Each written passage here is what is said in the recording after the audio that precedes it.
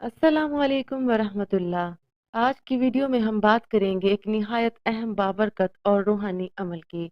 ऐसा अमल जो आपकी ज़िंदगी के हर बड़े फैसले को रोशनी बख्श सकता है। जी हाँ, हम बात कर रहे हैं इस्तिखारा की। इस्तिखारा का क्या मतलब है? इस्तिखारा अरबी लफ्ज़ है जिसका मतलब है अल्लाह से भलाई तलब करना। यानी आप अपने रब से फरियाद करते हैं, या अल्लाह मैं कमज़ोर हूँ, तू ताकतवर है, मैं नहीं जानता, तू सब जानता है, मेरे लिए वही फैसला फरमा जो मेरे हक में बेहतर हो। जिंदगी में बाज़ औक़ात हम ऐसे मकाम पर खड़े हो जाते हैं जहां हमें समझ नहीं आता कि क्या ये फैसला ठीक होगा, क्या ये रिश्ता बेहतर होगा, क्या ये कारोबार कामयाब होगा, या ये सफर करना मुनासिब है। यही वो लम्हा होता है जब इंसान को अल्लाह की तरफ रुजू करना चाहिए है, और इस्तिखारा वो दरवाजा है जिससे हम अल्लाह की मदद के तालिब बनते हैं।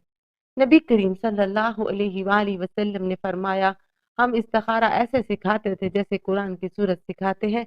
यानी इसकी अहमियत इतनी ज्यादा है कि सहाबा कराम इसे रोजमर्रा का अमल बना चुके थे। इस्तिखारा किन किन मामलात में करना चाहिए है? तो सवाल यह है कि इस्तिखारा किन किन चीजों के लिए किया जाए।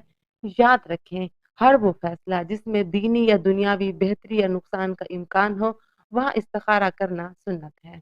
जैसा कि निकाह या रिश्ता तय करना, नया कारोबार शुरू करना, नौकरी में तब्दीली, तालीमी इंतखाब, सफर या हज उम्र का इरादा करना, या कोई भी नया बड़ा कदम। ये सब वो मौके हैं जहाँ अकल रुकती है और दिल उलझता है।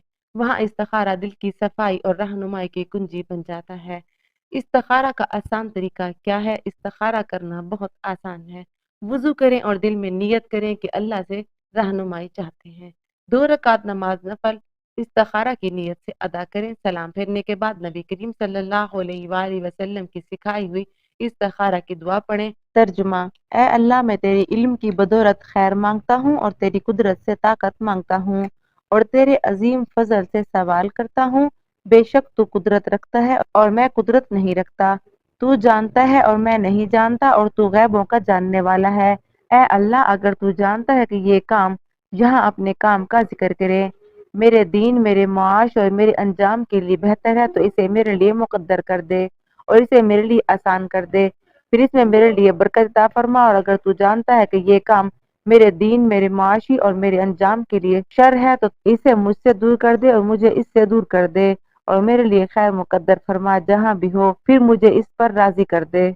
आप दुआ के अल्फाज में हाजल अम्र की जगह दिल में अपना मामला तसव्वुर में रखें, और फिर अपने दिल को अल्लाह के सपुर्द करें। कोई ख्वाब आए या ना आए, अगले चंद दिनों में सुकून या बेचैनी महसूस हो, वही असल रहनुमाई है। क्या ख्वाब आना जरूरी है? अक्सर लोग ये समझते हैं कि इस्तिखारा के बाद कोई ख्वाब आना जरूरी है, कोई हरा रंग नजर आना, कोई लाल रंग नजर आना। लेकिन याद रखें, इस्तिखारा ख्वाब नहीं, दुआ है।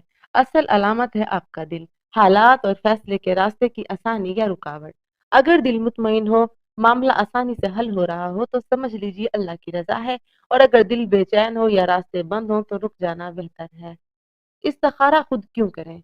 आजकल लोग दूसरों से इस्तिखारा करवाते हैं, हालांकि बेहतर है कि आप खुद अल्लाह से मदद मांगें। इससे अल्लाह से आपका रिश्ता जुड़ता है, दुआ में खुशू खुजू पैदा होता है, दिल को सुकून मिलता है, और यकीन होता है कि जो होगा बेहतर होगा। क्या अल्लाह से मांगने के लिए किसी वास्ते की जरूरत है, जबकि उसने खुद कहा है, उदऊनी अस्तजिब लकुम, तुम मुझसे मांगो मैं कबूल करूंगा। तो आइए अपने हर बड़े फैसले से पहले इस्तिखारा करें, अल्लाह से जुड़ें और दिल को इसकी तरफ झुकाएं। अल्लाह की रहनुमाई वो रोशनी है जो अंधेरों में भी रास्ता दिखा सकती है। इस्तिखारा का वाहिद यही तरीका है। इसके अलावा जो कुरान से किया जाता है या तस्बीह से किया जाता है, वो सुन्नत से साबित नहीं, वैसे जायज है, किए जा सकते हैं। जज़ाकुमुल्लाहु खैरन। अगर वीडियो पसंद आए तो लाइक, शेयर और सब्सक्राइब जरूर करें, ताकि मजीद रूहानी मौज़ूआत आप तक पहुंचते रहें। अस्सलामु अलैकुम वरहमतुल्लाह।